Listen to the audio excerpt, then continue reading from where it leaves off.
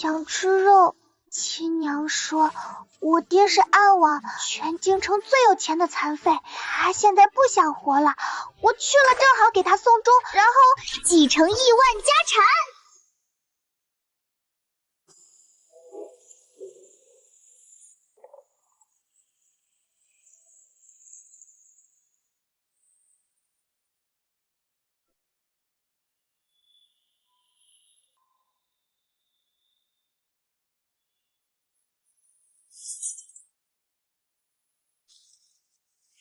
王爷，万万不可呀！您若去了，这安王府可怎么办？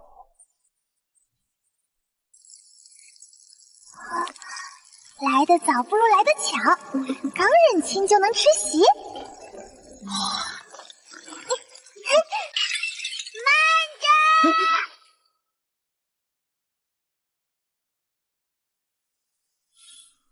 哪儿来的脏东西，像个泥猴子！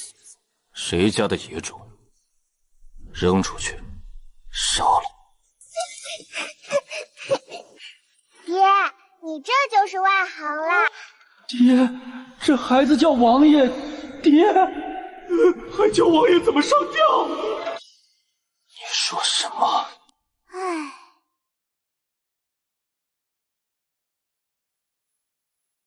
特意留的，捆野狗专用，摩擦力老大了。用这个粗糙，摩擦力大，挂上去咔嚓一下，脖子就断了，一点痛苦都没有。爹，你要是不方便，我帮你系。我这人别的不会，打死劫最在行了。哪里冒出来的讨债鬼？继承遗产的关键时刻，可不能掉链子。那个，爹啊，你都要走了，那块玉佩能不能先给我啊？还有那个，看着都挺值钱的。对了，房契地契在哪儿？密码哦不，库房钥匙在谁那儿？您放心去吧，每逢初一15，我会给您烧纸的，肯定让您在下面也是首富。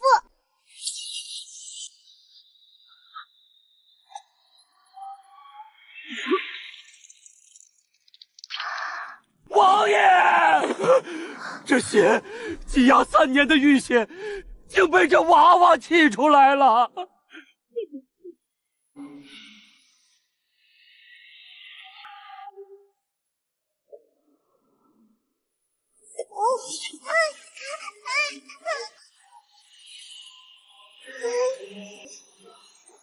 想继承本王的遗产，你也配？爹，你没死啊？可惜了，这么多血吐出来不也是浪费吗？要不我去拿个碗接着，这血能做毛血刀不？掐死！现在，立刻，马上！圣旨到！陛下急召安王进宫，这就是小郡主吧？陛下说了，要把小郡主也带上。陛下，那就是爷爷喽。听起来是个比爹更大的大腿。好，很好。进宫是吧？那就让皇帝看看这个孙女是个什么德行。连这车帘上的流苏都是珍珠穿的，爹真肥呀，一定要把它熬死。再看，就把你眼珠子挖出来。爹，我是怕这珍珠掉了，帮您看着呢。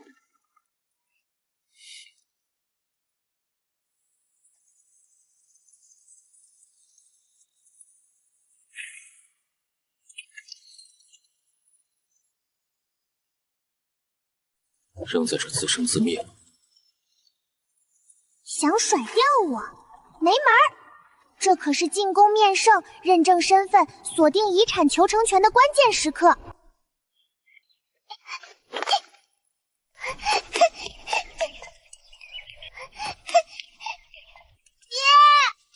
等我！爹，你别丢下糖糖！那个坐轮椅的冷面王爷跑得飞快，后面跟着个泥猴子似的小团子。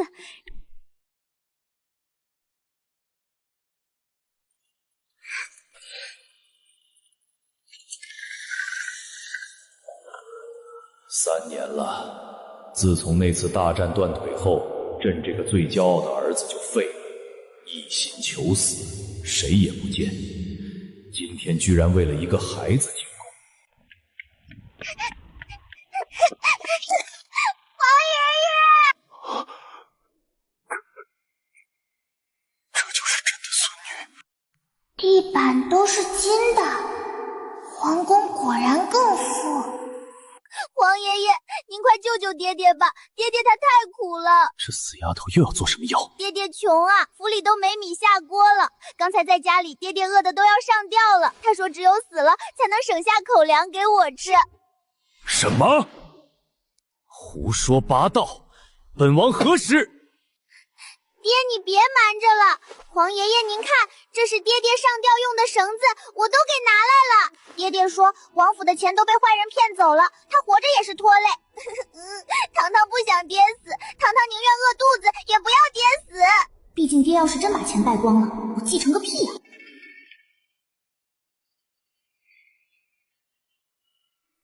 残疾王爷被刁奴欺压，心灰意冷，为了女儿省口粮，悲情大喜。混账！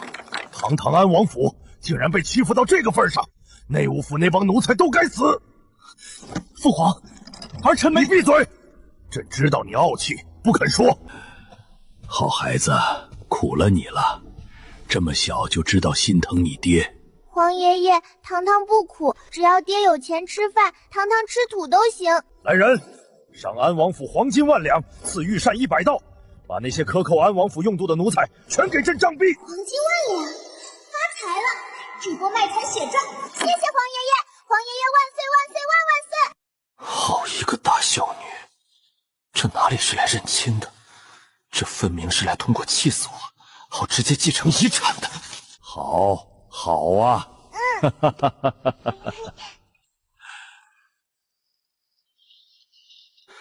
皇上，永王求见，说是安王府流落在外的小郡主找到了，正带在身边呢。哦吼，那个假千金，我的好姨母苏妹，带着冒牌货来了。安王府的小郡主找到了。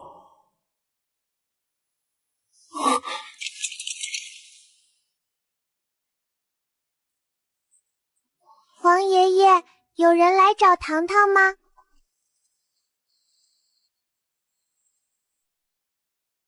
参见父皇。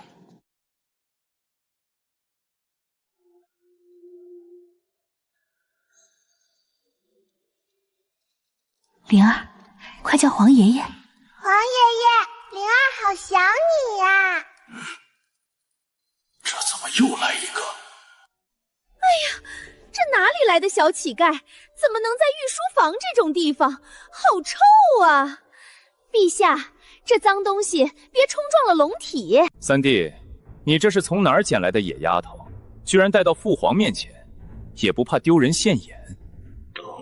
等这个无法无天的大小女被人按在地上摩擦，看她还怎么想。姨母，你这记性不行啊！我是苏小棠，我娘是你亲姐姐苏映雪。当初不是你把我扔到乱葬岗的吗？陛下明察，这黄毛丫头信口雌黄，灵儿才是安王的亲生骨肉，我有姐姐留下的信物为证。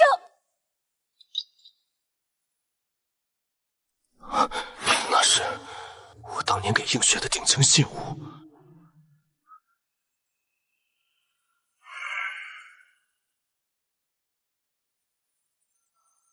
你是野种，我是郡主，你滚开！敢推我！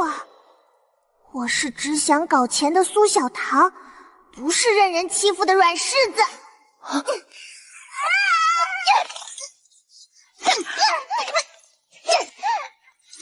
让你推我！这一身行头都是偷我家的钱买的吧？还给我！这是我的的，都是我的。小脸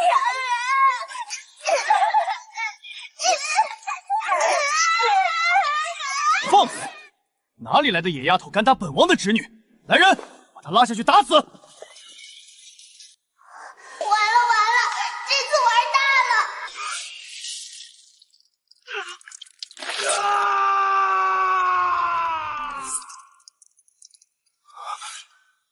这眼神是那个杀得敌国档案的战神，他不是废了吗？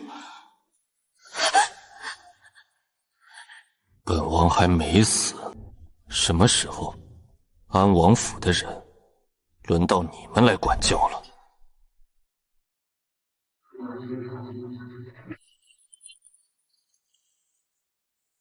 虽然是个残废，虽然脾气又臭又硬，但这会儿好像还挺帅。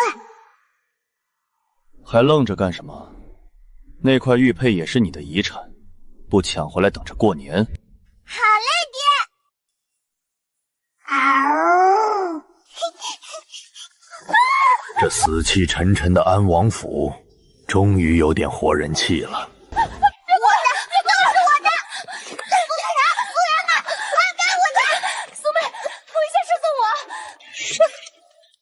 虽然这活人气稍微有点费钱，爹说了，这是我的遗产，都是我的。陛下，姐姐临走前把那枚玉佩交给我，千叮万嘱，这是安王当年赠予她的定情信物，里面藏着姐姐亲手写的绝美情诗，设有极为精妙的机关。哦，姐姐说过，这机关只有至亲至爱才能凭直觉打开，若是这野丫头打不开，便足以证明她是冒牌货。父皇，三弟妹当年也是京城有名的才女，她留下的机关定是风雅至极。这野丫头一身市井俗气，只知道要钱，怕是连这玉佩的边儿都摸不透。情诗，我怎么不记得当年给那个女人玉佩时，她有半点深情的样子？只记得她当时看了一眼玉佩，嫌弃不是纯金的。切！姨母，你是不是那些酸掉牙的言情画匾看多了，脑子里全是浆糊？住口！这是你娘对王爷的一片深情。深情个头！我娘说过，这世上最动听的情话只有一句，钱已到账。至于什么情诗，那玩意儿能吃吗？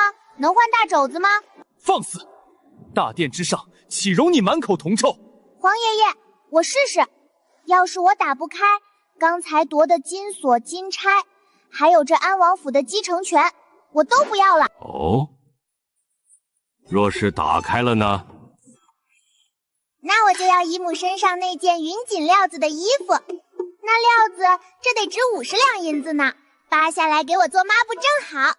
好，你要是能打开，别说衣服，脑袋给你当球踢都行。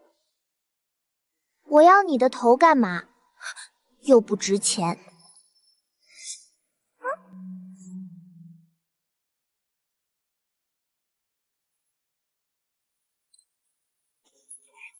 发财发财，招财进宝！天灵灵，地灵灵，太上老君急急如律令，开！荒唐，简直是！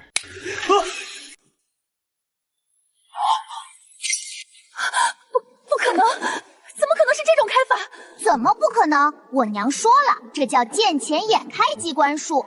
只有心怀抱负梦想的人，手速才能达到开启的频率。姨母，看来你还是不够贪啊！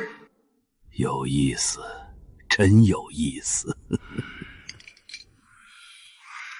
来，皇爷爷，请您过目，看看这绝美的情诗写的感人不感人？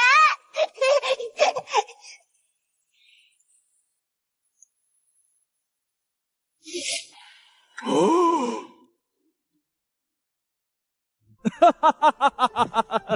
莫寒啊，这确实是你的笔记吧？朕记得你当年的字就是这么风骨峭伐。除了那个掉进钱眼里的苏映雪，这世上绝无第二个人能干出这种事，身份确实无疑了。但这该死的羞耻感是怎么回事？爹，你欠我娘1万两黄金。娘不在了，按照大钱律，我就是第1顺位继承人，父债子偿，不对，父债女收。爹，这都4年了，年复1年，怎么也得2万两了吧？您是现结还是打欠条？那纸条上的日期正是姐姐失踪前夕，这不仅证明了苏小棠的身份，更像一记响亮的耳光，抽得我那一套深情论粉碎。什么情诗，什么唯美，原来在姐姐眼里，安王就是个欠钱的大冤主。来人，把这2个欺君侮上、混淆皇室血脉的蠢货插出去。是。陛下饶命，王爷饶命啊！行了，既然误会解开，莫寒，你就带着你的债主回府吧。至于那2万两黄金，你自己想办法。朕虽然有钱，但这毕竟是你的青春损失费嘛。莫寒，你就带着你的债主回府吧。至于那2万两黄金，你自己想办法。朕虽然有钱，但这毕竟是你的青春损失费嘛。爹，等等我，咱们回家算账去。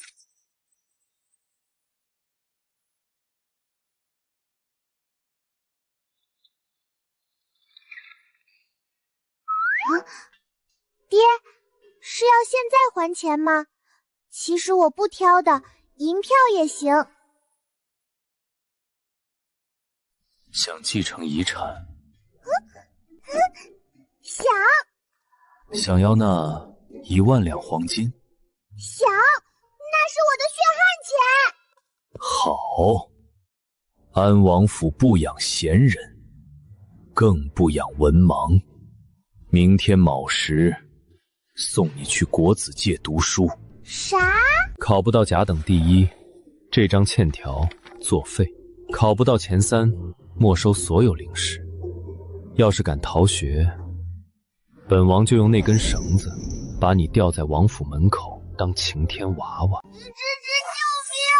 我是来继承遗产当公主的，不是来考清华的。爹，我觉得还可以再商量一下，爹。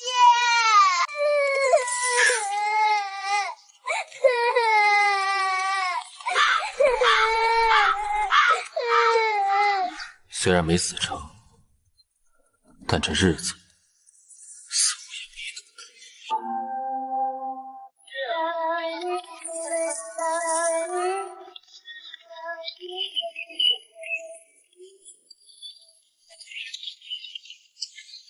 爹，御膳呢？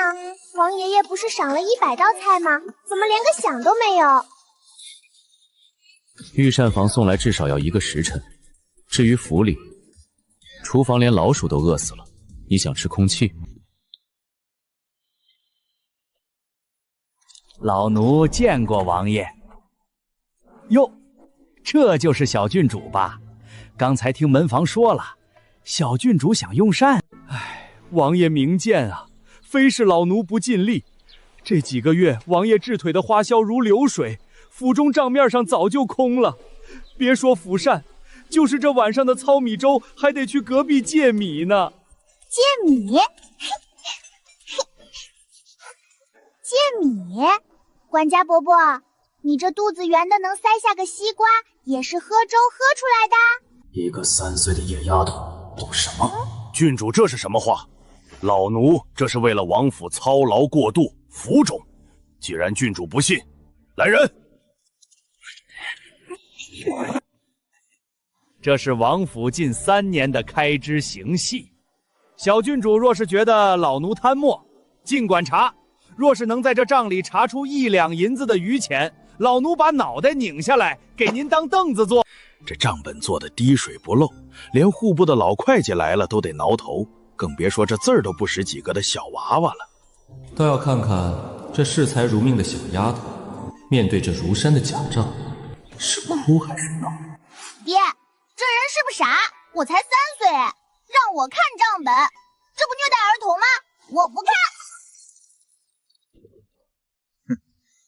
小郡主既然看不懂，那就别怪老奴无能为力了。今晚只有冷水馒头，爱吃不吃。慢着，我是看不懂账本，但我鼻子灵啊。你身上有巨伐楼脆皮烧鹅的味道，还是刚出炉不到半个时辰的，还有这酒味儿。10年陈的女儿红掺了点桂花蜜，只有城南醉仙芝才这么卖，5两银子一壶呢。这野丫头属狗的吧？你说王府没钱买米，你自己却吃香喝辣，这说明什么？几位叔叔，皇爷爷说了，这王府是我的遗产，现在有人偷我的钱，那是欺君之罪吧？郡主此言当真？当真，简直比真金还真。那个屋里查账怎么说来着？对，抄家，给我搜他的身，搜他的房。你敢？我是王府的大管家，是王爷的乳母举荐的人，没有王爷的命令，谁敢动我？动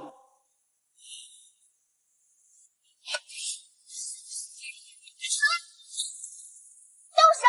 除了是我担着，我就不信了，在这个家里还有比我这个债主更大的。动手！除了是我担着，我就不信了，在这个家里还有比我这个债主更大的。搜！哇，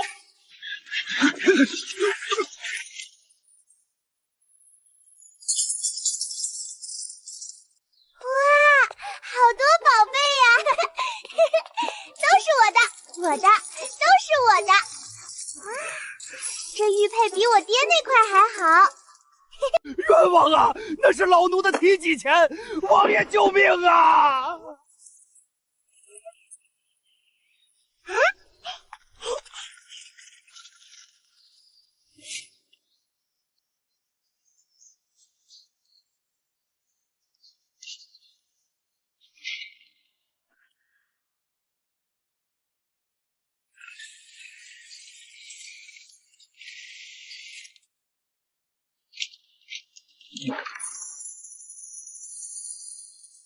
天哪，管家伯伯，你这哪里是管家啊？你这是把王府搬到你房里来了吧？你这日子过得比我爹体面多了。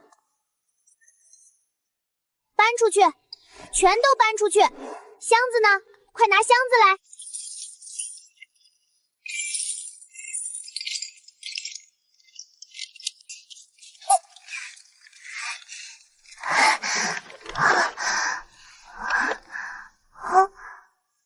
怎么？这就是你要继承的遗产？见者有份嘛，爹拿着。这是赃款，不对，这是精神损失费。这老东西吃你的喝你的，还敢拿账本砸我，咱们把他宰了过年吧。第一次有人给我钱，以往那些人要么想骗权，要么想夺命。只有这个女儿，虽然满口遗产，却在夺钱的第一时间分了我一半。王福，本王连药都喝不起的时候，你在吃烧鹅？王爷饶命，老奴只是一时糊涂。多亏姨娘提点，已将安王府库房搬空，只待王爷归西便可。咦，爹，这姨娘是谁啊？是不是那个坏女人苏妹？多亏姨娘提点，已将安王府库房搬空，只待王爷归西便可。咦，爹，这姨娘是谁啊？是不是那个坏女人苏妹？通敌卖主，这是死罪。不仅是贪财，这是把我当傻子耍，当猪宰。拖下去，杖毙，把他的家产全部冲入库房。爹，是入我的库房，你那份刚才已经给你了，不能反悔。随你。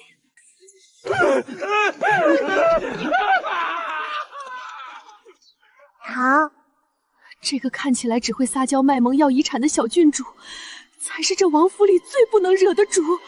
发财了，发财了！抄家果然是致富的最快途径。照这个速度，把王府里那些吃里扒外的蛀虫全抄一遍，我是不是就能提前拿到遗产啦？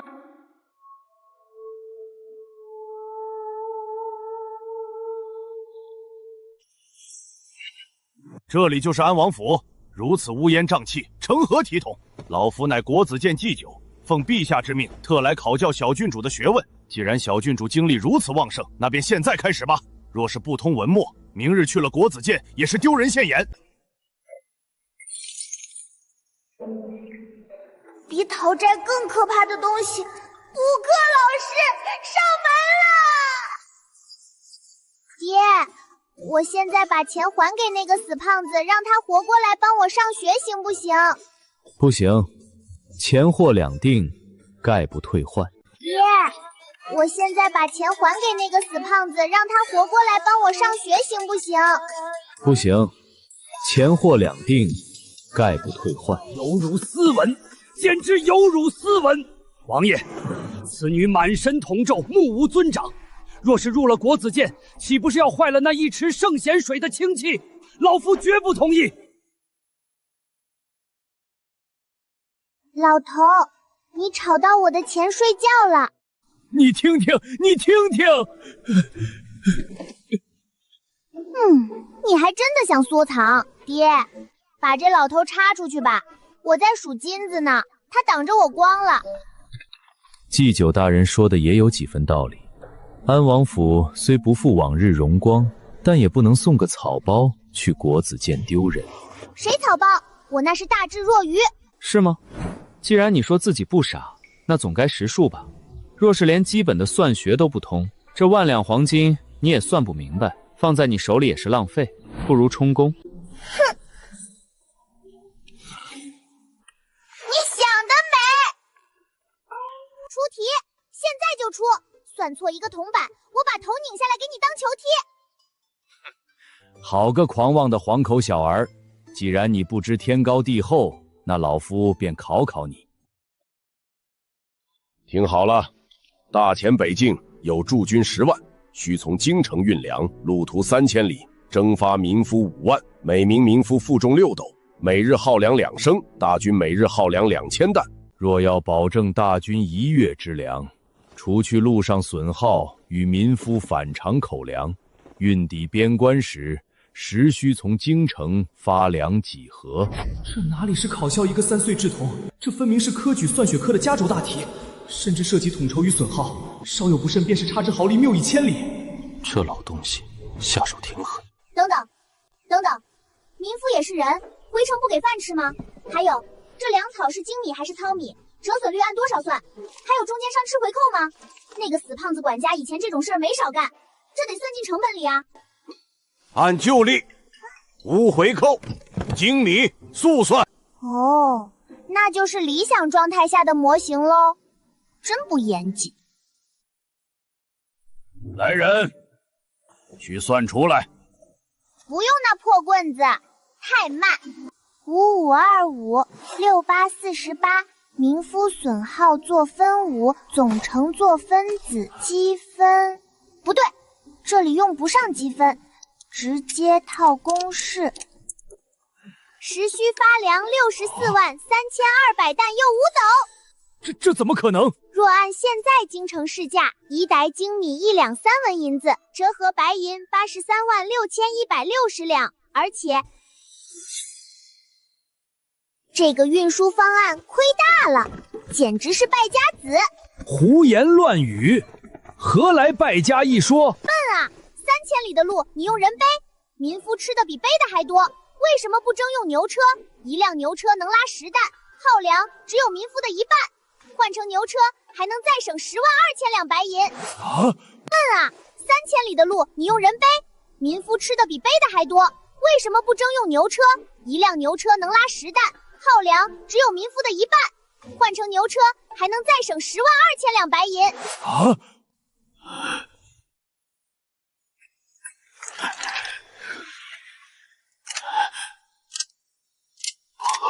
不可能，带老夫算来，你定是蒙的。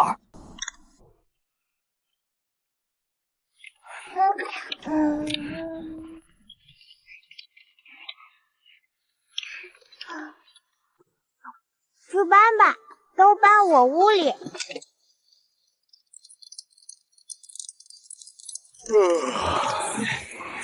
64万3200担，有5斗，丝毫不差。连那个零头都对上了，怎么可能心算时息？这简直是妖孽！老头儿，你这也太慢了吧！要是等你算出来，前线的战士早就饿成肉干了。就你这业务能力，怎么帮我皇爷爷管国子监？要是国库让你管，岂不是年年亏空？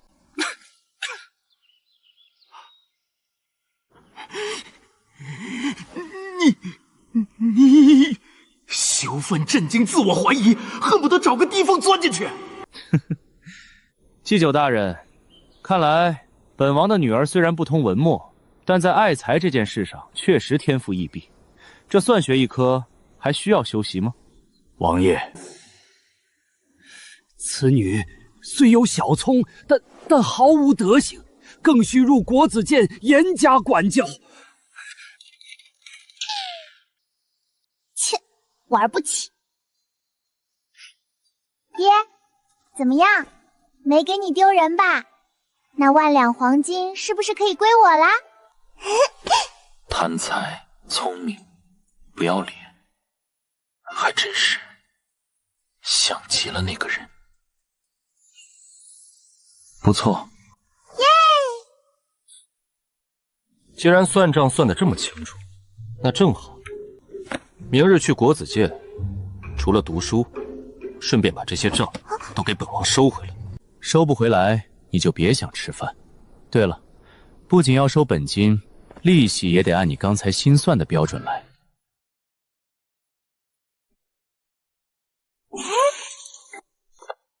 爹，您放心，这活儿我熟。咱们亲父女明算账，55分。19。爹，你也太黑了吧！那是本王的本金。哼，那是我凭本事要回来的。苏小棠正等你的名单，却不稀罕。28。啊，46。成交。明天开始，京城那些纨绔子弟要倒大霉了。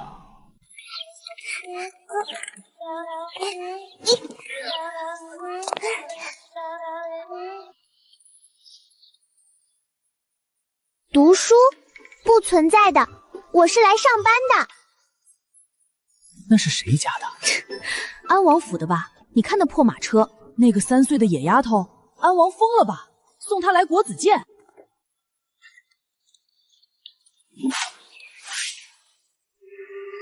站住！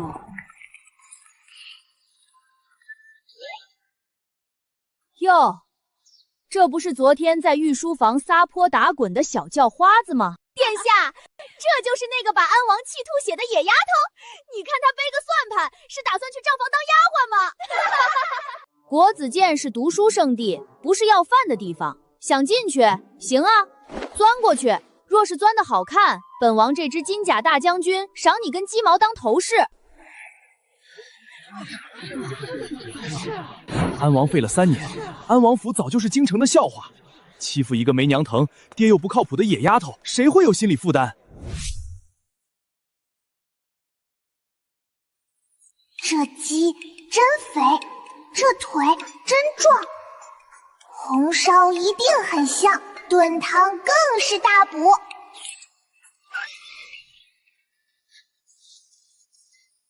你看什么看？再看，本王让大将军揪烂你的脸！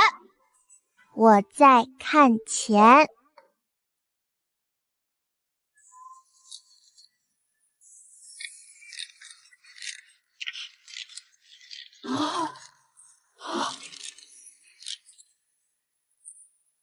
萧元启，你还有脸玩鸡？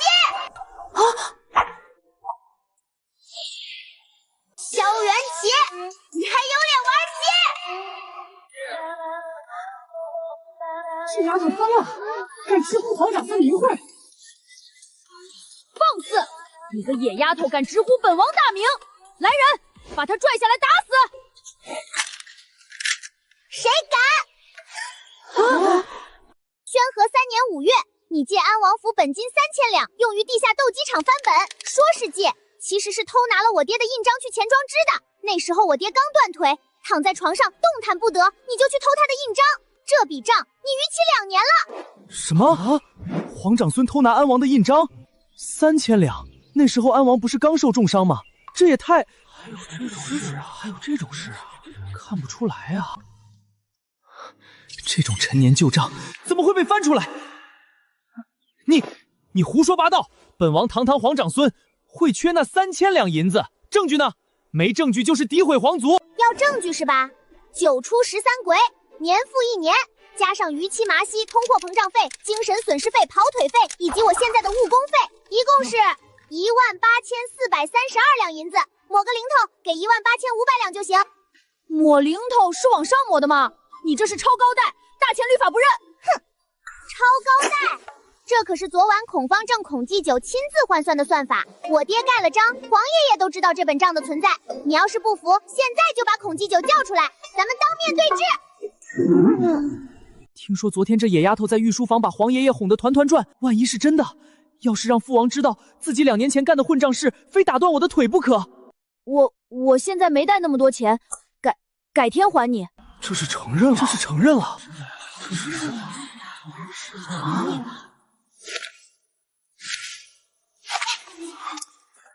我爹说了，概不删账。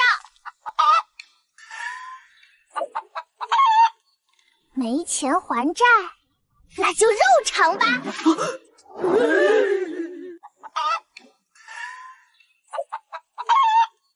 没钱还债，那就肉偿吧。干什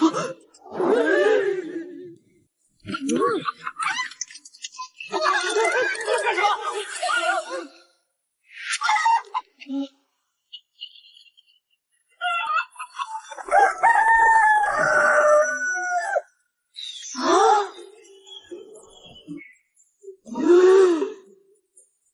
我的大将军，这可是本王花了1000两买的西域神鸡，也就4斤重，肉质有点老。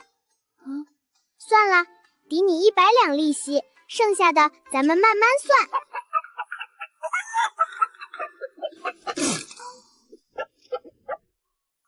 下一个是谁？礼部尚书家的李公子。听说你拿我爹的寒江毒疗图去抵了赌债，户部侍郎家的小儿子。你上个月是不是偷喝了我爹埋在树下的女儿红？快跑！这煞星有点名，这哪是郡主啊？这是阎王爷派来的讨债鬼吧？我欠安王的2两银子不会也被记上了吧？我的大将军，我的面子全没了！哼，一群穷汉！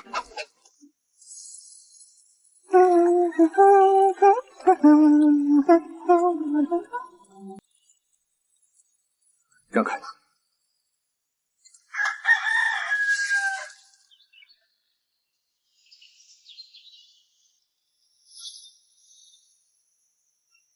又来一个找茬的权贵。这长相，这气质，还有这标志性的落魄，居然能混得这么惨！好狗不挡道。我看到的不是一个落魄少年，而是一个拥有无限增值潜力的超级绩优股，还是免费的。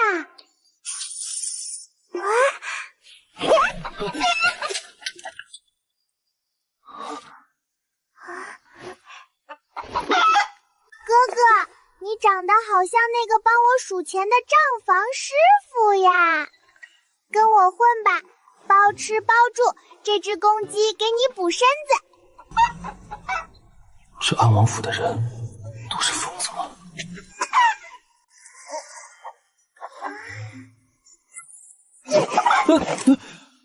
拿着，这叫安家费。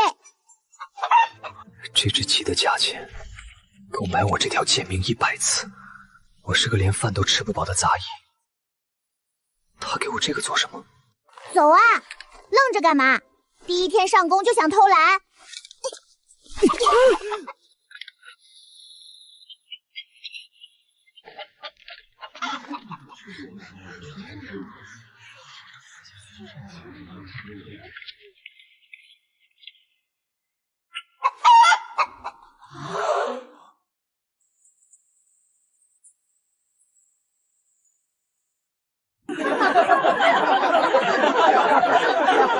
这不是安王府那个野丫头吗？居然真敢来，还带着个扫地的。怎么，安王府连个像样的书童都顾不起了，要在路边捡叫花子？你们看他怀里抱的什么鸡？国子监明伦堂带只鸡进来，真是臭不可闻。这种眼神太熟悉了。躲什么？账房要有账房的底气，给我挺直腰板。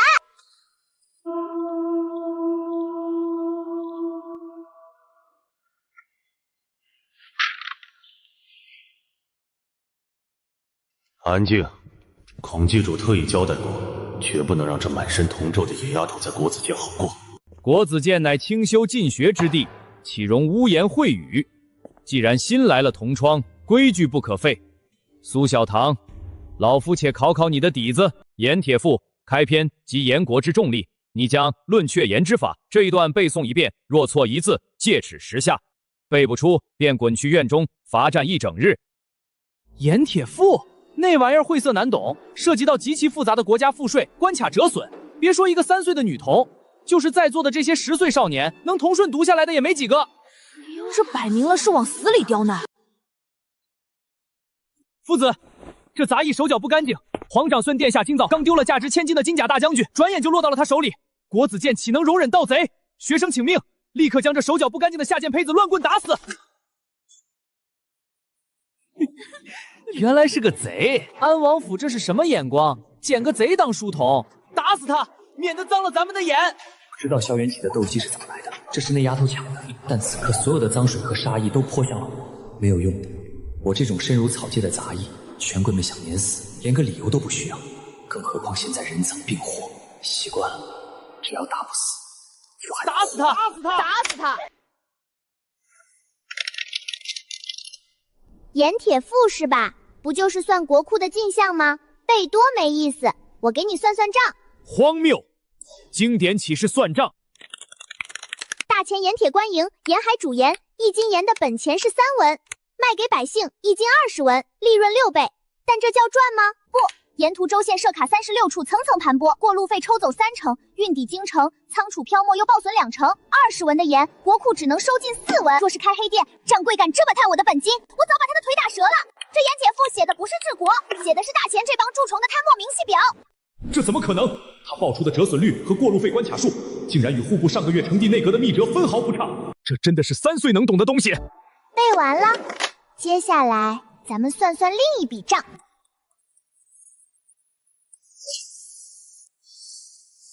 赵德柱，户部侍郎赵光宗第3子，宣封4年9月，你在长乐坊赌钱输红了眼，找我安王府借了本金5000两。你胡说什么？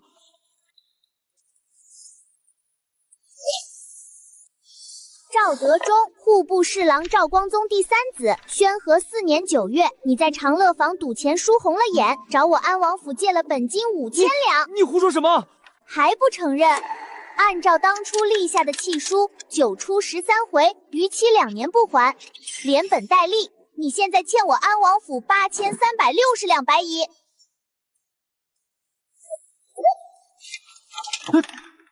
你一个欠债不还的老赖，连自己兜里的窟窿都填不上，还敢在这里充大头蒜？竖起你们的耳朵听好了，他张不凡是我安王府重金聘请的首席账房先生，他每天经手的流水能把你们这些穷鬼砸死。他会去偷一只4斤重的破鸡，那鸡白送他炖汤他都嫌塞牙缝。赵德珠，你个老赖，不仅欠钱不还，还敢诬陷我的人，拿我的账房当枪使。现在立刻马上给本郡主跪下抵债。8000多两的巨款，要是被我爹知道，非扒了我的皮不好。安王府的印章白纸黑字盖在账本上，那是赖不掉的铁证。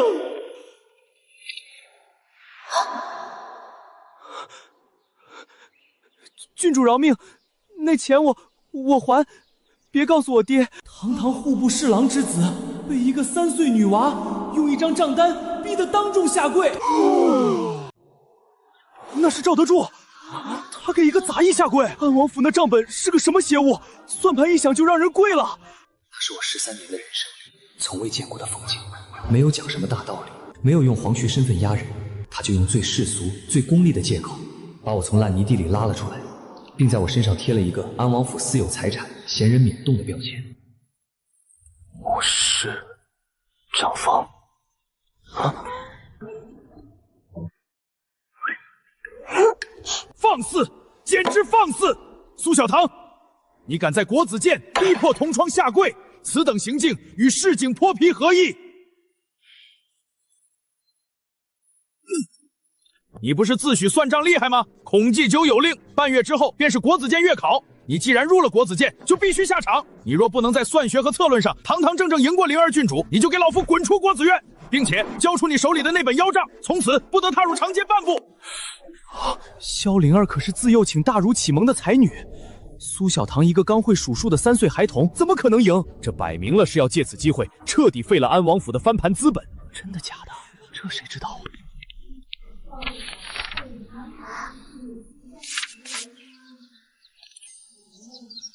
张不凡，我们发财了！哥，这月考代考的生意你接不接？赢了，全京城的欠款，我的抽水再分你半成。哥，这月考代考的生意你接不接？赢了，全京城的欠款，我的抽水再分你半成。代考？他找个杂役代考？我看这安王府是真穷疯了，病急乱投医。习惯了，在这国子监里，我就像一只随时可以被碾死的蝼蚁。他居然想分我半成抽水，疯子！荒唐！滑天下之大稽，国子监月考乃是朝廷选拔栋梁的基石，你一个大字不识的下贱杂役，也敢妄图染指考卷，这是把孔氏人的脸面踩在泥里践踏。把那副漕运折损核算图挂出来，老夫今日就要让这不知天高地厚的丫头看看什么是学问。是。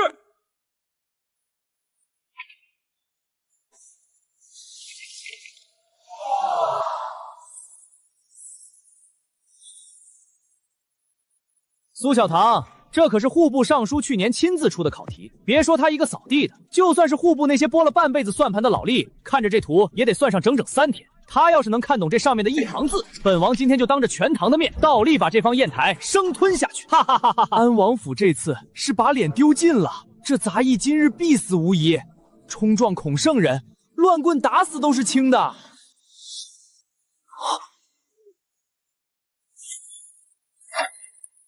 这可是你说的，少废话，开盘口！我坐庄，压我哥解不出这破图的，1赔1；压我哥能解出的，1赔10，买定离手。有种的就拿钱砸我，别光动嘴皮子。白捡的钱，不要白不要。这野丫头是来散财的吧？快走！本王压他是个废物，解不出，我压500两；解不出，我压1000两银票。我把这块玉扳指压上。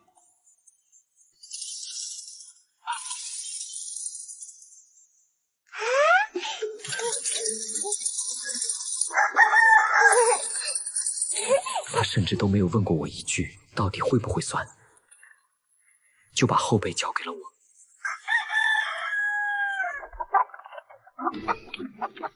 哼，装模作样。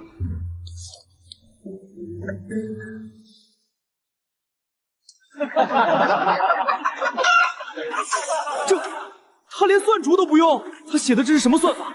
没有天干地支，直接列阵。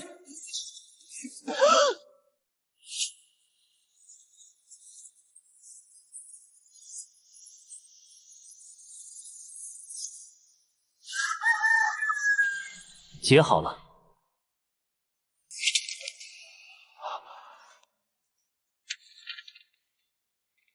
一模一样，和户部尚书给出的标准答案分毫不差。怎么可能？瞎猫碰上死耗子。那种化繁为简的独创算法，不仅精确，而且将原本需要3天的珠算步骤缩短到了极致。不对，这图上的题出错了。什么？图卷第3行引用9章算术商工篇推扫梁船体积，但出题人显然连最基础的方教与圆臀的容量公式都背混了，将方教公式操用在圆底梁船上，导致漕运折损的基数硬生生少算了2成。连题目都错漏百出，也配拿出来考教学问？这就是你们所谓的脸面。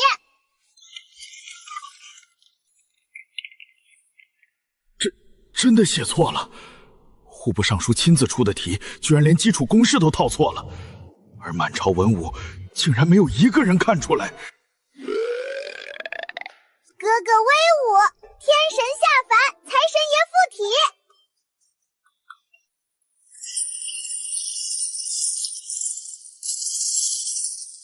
承让承让，多谢各位老板打赏。这大清早的，诸位不仅来听课，还顺带扶贫，真是大善人啊！我的玉佩，我这个月的月银全没了。堂兄，图解出来了，你是打算红烧这方砚台，还是清蒸？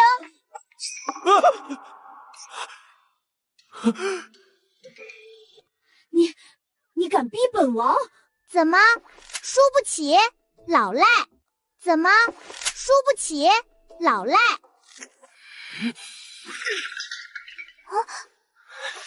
一个下贱杂役，也敢用胡编乱造的算术蒙骗本王！来人，把这偷鸡又作弊的贼人拿下，乱棍打死！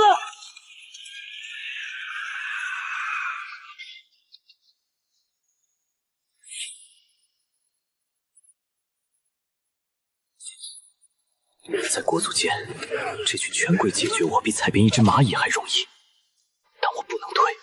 哥，教他们，尽管打，打坏了我用利息给他们出药费。住手！狂妄小儿，胡乱涂鸦，竟敢妄言户部尚书的题卷有错！国子监乃圣贤之地，容不下这等狂悖之徒，打折手脚，扔进诏狱。就是。一个扫地的懂什么9章算术，肯定是瞎猫碰死耗子蒙的。打折他！这等杂役活着也是浪费米粮。皇爷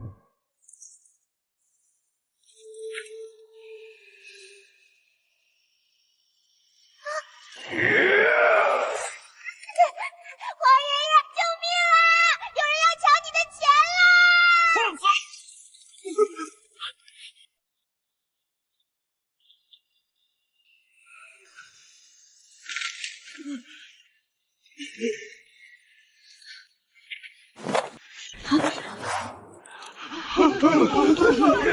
拜见吾皇万岁！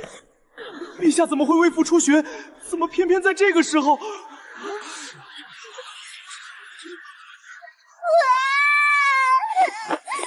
爷，他们赖账不还钱，还骂我是要饭的，不仅说我姓双的张方先生是贼，还要把他打死。您的孙子说好了要生吞燕板，现在也不吞了，他欺君。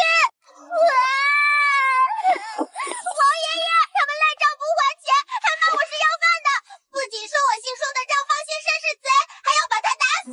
您的孙子说好了要生吞燕板，现在也不吞了，他欺君。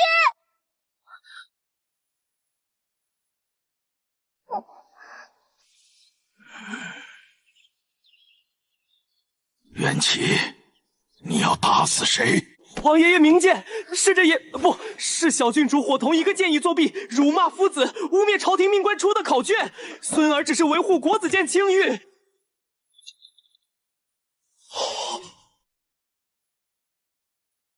精妙绝伦，旷世奇才。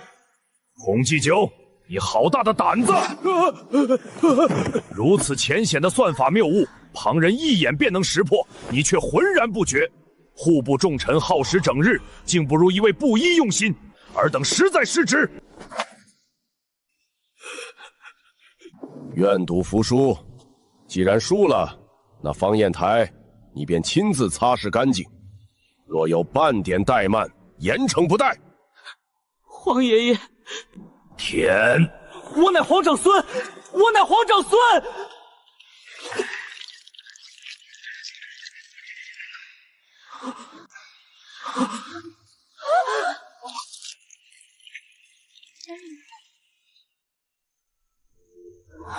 拿着，刚才说好的，分你半成。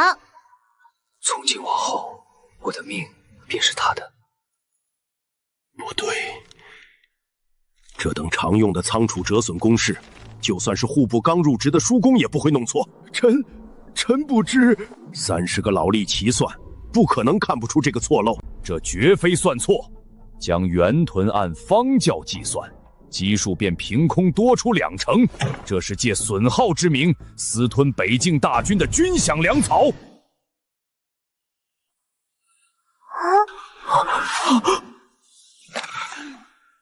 贪墨军饷乃是株连9族的大罪，绝非寻常争论。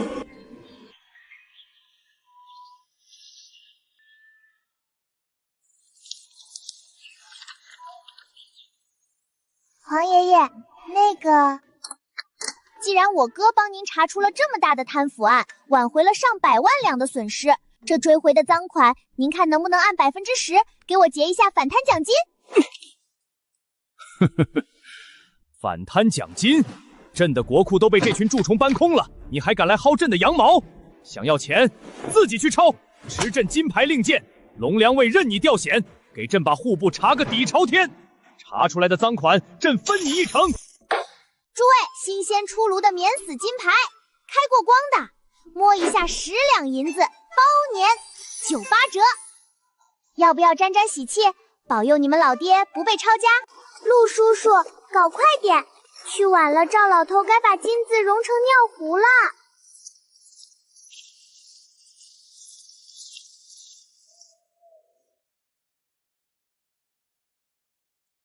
小郡主，他在销毁账册，这气味是宣纸与墨燃烧的味道。哼，此地无银300两。陆叔叔，开门，文明点儿，别把门板踹裂了，那可都是我的遗产，不对，是我的奖金。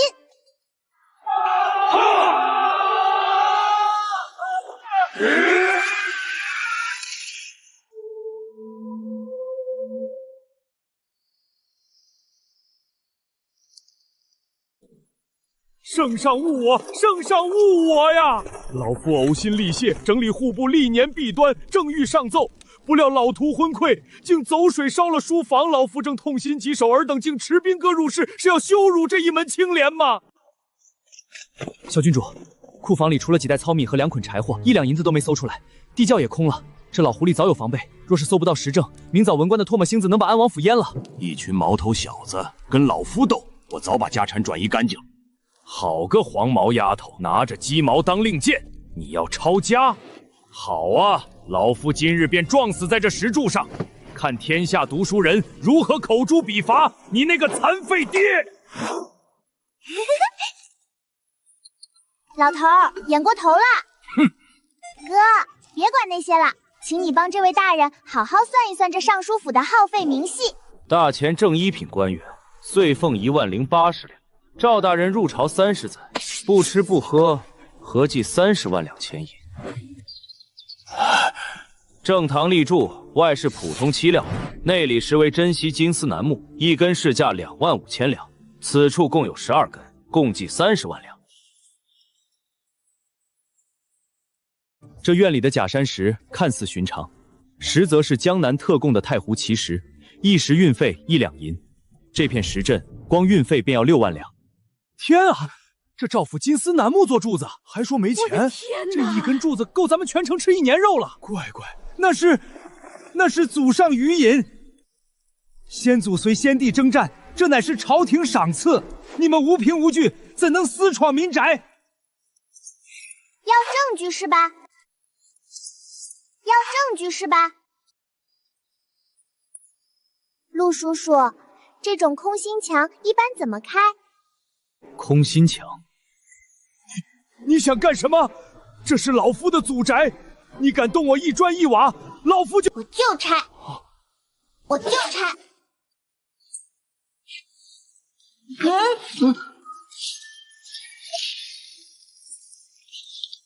发财了！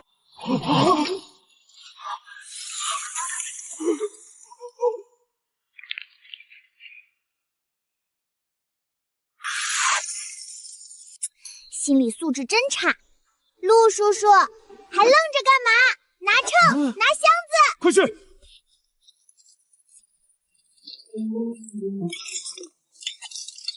快把我的奖金装起来！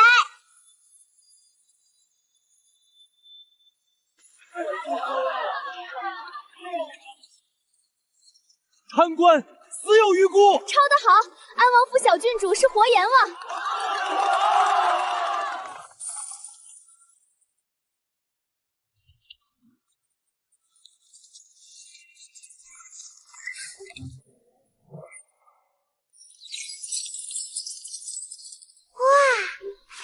尘，一定是压箱底的大宝石。别动！从未见过张不凡这种表情。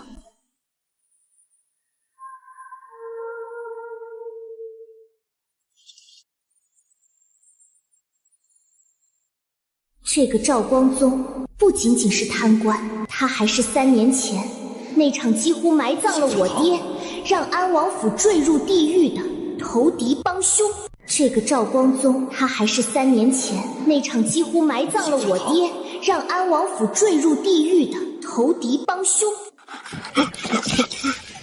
启禀王爷，据探子来报，小郡主砸了户部尚书府的正堂，砸出了5万两金砖。赵光宗吐血昏迷。好，好得很。本王还没死，他就急着去国子监开盘口，抄朝廷正一品大员的家。这大孝女，真当满朝文武是纸糊的？备好家法，等他滚回来，本王今日非打折他的腿。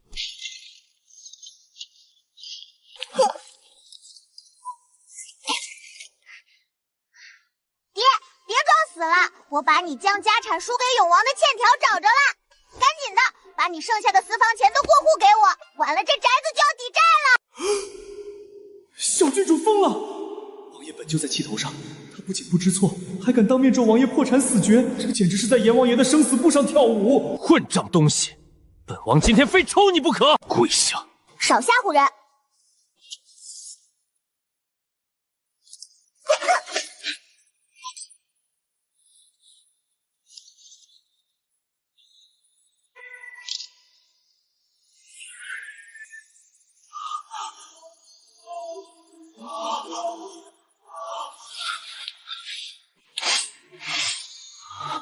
！3年前，10万北境铁骑全军覆没，我的双腿也被敌军的马蹄应声踩断。我找了3年的真相，此刻就在这张羊皮纸上。原来不是敌军狡诈，而是我的好兄弟永王萧玄联手户部尚书，将我推路的粮草和伏击点尽数卖给了外敌。国仇家恨，10万亡魂的惨叫在耳边凄厉回响，如岩浆般炽热的悲愤在疯狂撕咬。看清没？这烂摊子本宝宝可不继承，赶紧立遗嘱，钱归我，债你背，咱们父女明算账。你放心去，明年的今天我会多给你烧2个纸糊的大元宝的。本王不死，轮不到你这逆女尽孝！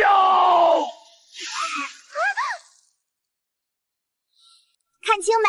这烂摊子本宝宝可不继承，赶紧立遗嘱，钱归我，债你背，咱们父女明算账。你放心去，明年的今天我会多给你烧2个纸糊的大元宝的。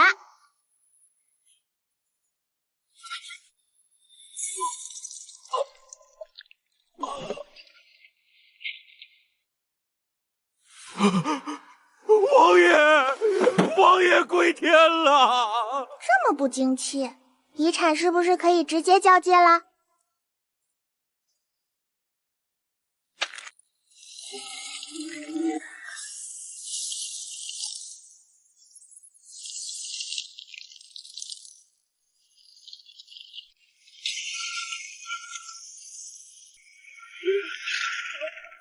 让王爷整整3年，连太医院院主都束手无犯的经脉死结，竟被小郡主气出的这口郁结毒血，连带着破防的绝顶怒气，硬生生冲开了。哇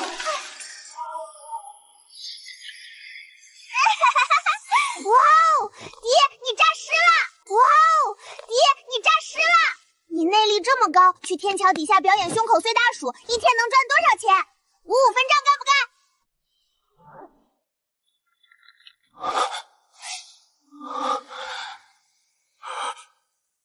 废了3年的腿，有知觉了。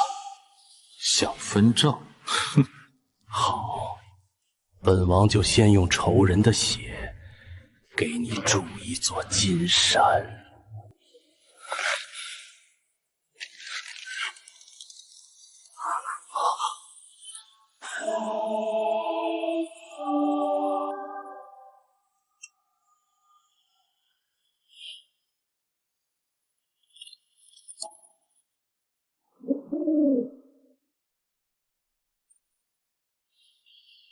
王爷，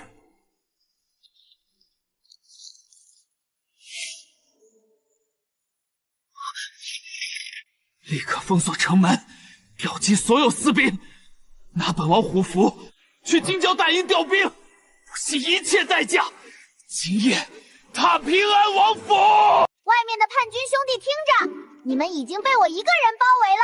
现在办理放下屠刀立地成佛超级套餐，只要9980，包你们人头不落地哦！支持银票地契，当场结算。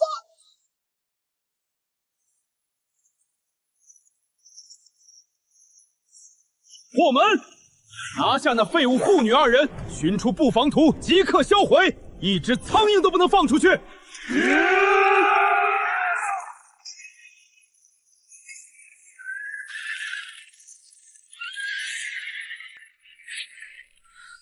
兵部虎符，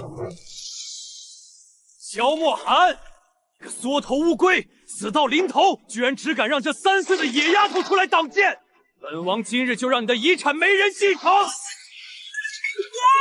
永王说你的棺材本只配给他当擦脚布，他还要抢我刚赚回来的金砖，你管不管啦？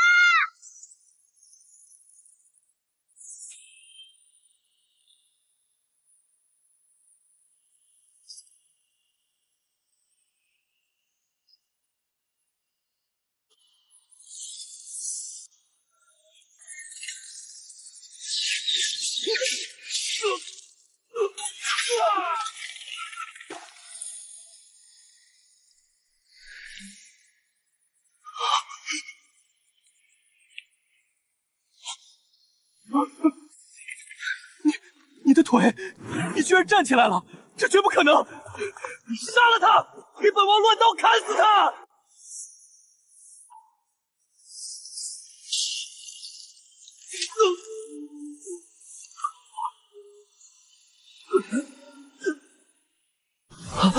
本王站起来，就是为了给我女儿筑金山的，你算是什么东西？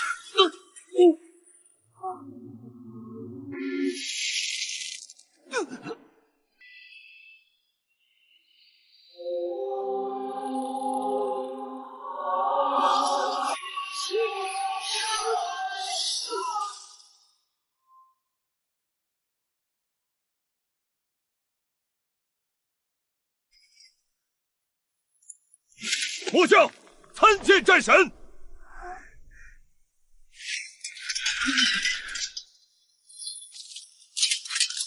参见战神。大势已去。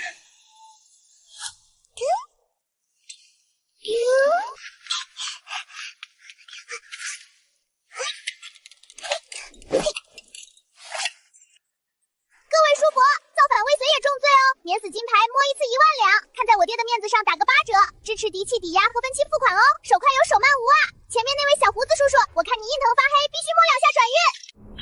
这是刚才那个差点被射成筛子的小郡主，他怎么在卖免死金牌？我跪在这里是认主归宗，还是来逛庙会的？苏小棠，给本王滚回来！王爷且慢，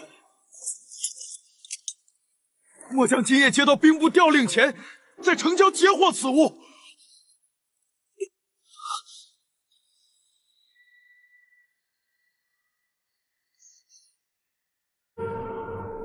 这是苏映雪当年失踪时贴身佩戴的玉镯。此事咽气前交代，若王爷站不起来，3日后便让您去断肠崖给王妃收尸。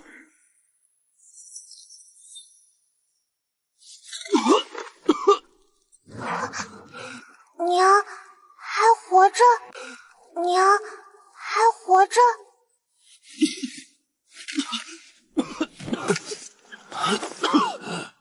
带小棠走，若本王3日后回不来，安王府地契和所有家产全归他。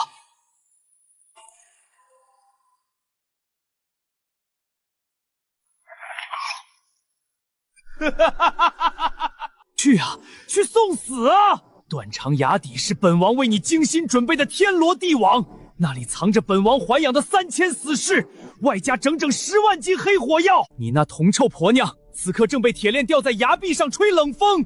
只要你敢踏入断肠崖半步，本王保证火药立刻引爆，让你们一家三口在阴曹地府整整齐齐的团聚。王爷不可！您双腿出狱，这分明是萧玄那狗贼的诱杀之举。大前不能没有战神，末将愿率死字营代王爷赴死。末将愿代王爷赴死。哭什么丧？我爹还没断气呢，揍谁破产呢？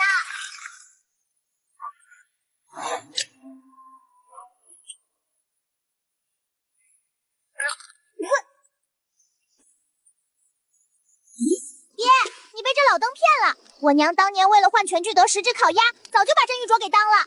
真玉镯上有一处被我亲口咬崩的缺口，那还是我用来试烤鸭硬度时崩掉的。这个滑不溜秋、做工粗糙的玩意儿，绝对是街头2文钱批发的地摊假货。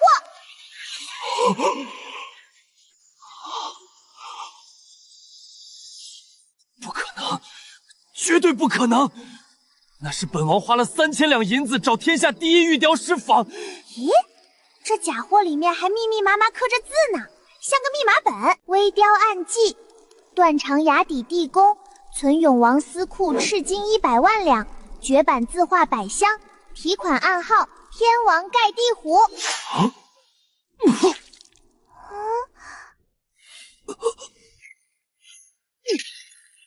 好一个苏映雪，连跑路都不忘顺手设个局坑本王一把。